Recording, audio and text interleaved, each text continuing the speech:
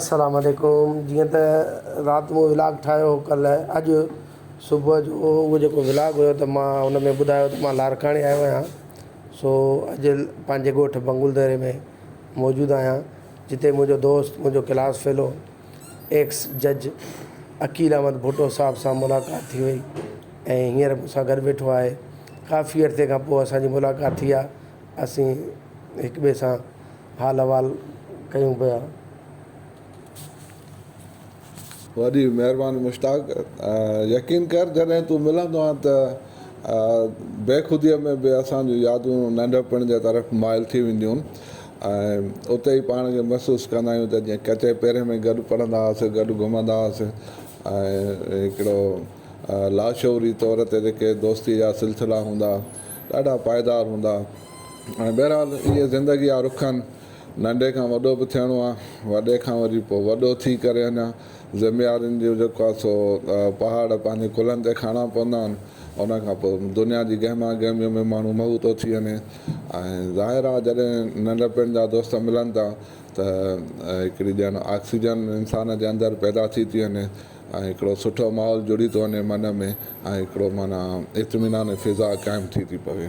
वॾी महिरबानी तव्हां अॼु असांखे यादि कयो ऐं तव्हांजी ख़बर पई आहे त व्लॉग बि तव्हां ठाहियो पिया ऐं सुठी ॻाल्हि आहे। ऐं इहा एक्टिविटी हिकिड़ी माना मां सम्झां थो त सिहतमंद एक्टिविटी आहे ऐं हिन में तव्हां दोस्तनि सां इन टच बि रहंदव ऐं थोरो सोशलाइज़ बि माहौल थींदो रहंदो ऐं अलाह कंदो तव्हांजो चैनल कामयाबु बि थींदो। महिरबानी अकील भाउ तव्हांजो दुआ करण जूं। असल में मुंहिंजी बि ईअं सोशल एक्टिविटी रहंदी आहे पंहिंजी कॉलोनी जे अंदरि बि जेके बि इदारनि सां टच में पाणीअ जे मसइलनि में लाइट जे इशूज़ ते त पोइ सोचो त यार छो न भला पंहिंजो चैनल बि ठाहिजे ऐं पंहिंजे व्लॉगिंग बि कजे ऐं उन सां गॾु माण्हू पे हर शइ आहे अवेलेबल त छो न कजे। इन करे मूं हाणे शुरू कयो। सो सिलसिलो हले पियो, 4-5 ॾींहं थी विया आहिनि अलहमदिल्ला बहितरीनु हले पियो। अलाह कंदो अॻिते बि बहितरीनु तरीक़े सां हलंदो। बहरहाल काफ़ी अरसे खां पोइ मुलाक़ात थी, ॾाढी दिलि ख़ुशि थी तव्हां सां मुलाक़ात करे।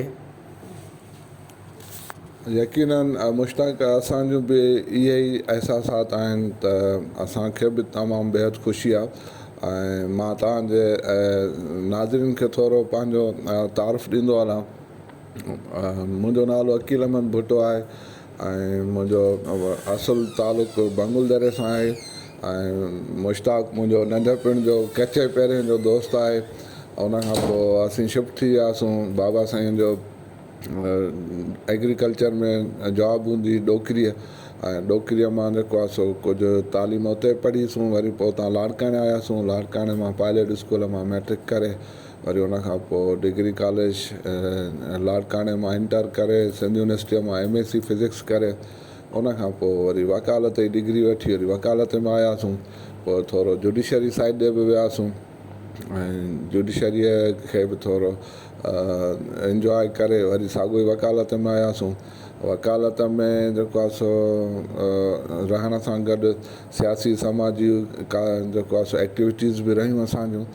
ऐं जीअं तव्हां ॻाल्हि कई त तव्हांजी सोशल एक्टिविटीज़ रहंदियूं आहिनि। मुश्ताक यकीनन इंसान समाजी जानवर आहे ऐं इन सोशल एक्टिविटीअ खां सवाइ नथो रही सघे छो जो हे त नफ़्सा नफ़्सीअ जो जहान आहे। हर माण्हू पंहिंजे जेको आहे सो नफ़्सा नफ़्सीअ में वठ सठ में कमाइण में पूरो आहे। यकीनन इहे तव्हां असांजे मथां ज़िम्मेवारियूं हुजनि थियूं त जेके असां मुआशिरे जा शऊर रखंदड़ फ़र्द आहियूं त उहे असां हिन पंहिंजे मुआशिरे में कंहिं न कंहिं नमूने सां पंहिंजो बहितर किरदारु अदा कयूं त जीअं असांजे ईंदड़ नसुलनि ताईं का न का असांजी पॉज़िटिव शइ उन्हनि जी रसाईअ ताईं पुॼे ऐं जीअं उन मां उहो जेको आहे फैज़याब थी सघनि।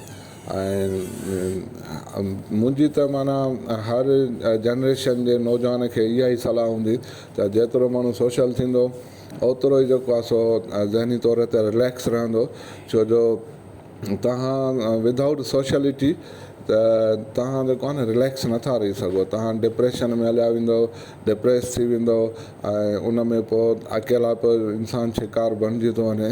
ऐं जॾहिं माण्हू सोशली हूंदो आहे त उहे दोस्तनि जा चौयारियूं या कचेरा दोस्तनि जा, उन में काफ़ी माण्हुनि जी शेयरिंग थींदी आहे, काफ़ी माण्हुनि जा जेके पंहिंजा मसाइल आहिनि उहे जेको आहे सो कंहिं हद ते वंडिजी वेंदा आहिनि, जंहिंमें माण्हू रिलैक्स रहंदो आहे। बिल्कुलु अदा अकील भाउ, तव्हां जेको बि चयो इहो बिल्कुलु दुरुस्त आहे। सो अलहमदिल्ला मूंखे बि इहो जज़्बो आहे शुरू खां, पंहिंजी कंपनी जे अंदरि बि सोशल कमु करण जो, यूनियन में बि रहियुसि त सोशल कमु कंदो रहियुसि। उन खां पोइ बि जेके बि असांजा ख़ासि करे पंहिंजा सिंधी आहिनि उन्हनि जे लाइ जेको थी सघंदो आहे उन्हनि खे इंफॉर्मेशन मालूम करे उहा ॾियणु, इहो पंहिंजे इदारे जे अंदरि बि अलहमदिल्ला बहितरीनु साख़ आहे ऐं सुठी कोशिशि कंदो आहियां या त पंहिंजनि खे फ़ाइदो थिए। पहिरीं तरजीह सिंधियुनि जी हूंदी आहे त पंहिंजनि सिंधियुनि भाइरनि खे फ़ाइदो थिए। अलाह से हुन में काफ़ी कामयाबु कयो आहे, अलाह से बहितर कयो आहे, अलाह कंदो अॻिते बि बहितर रहंदासीं।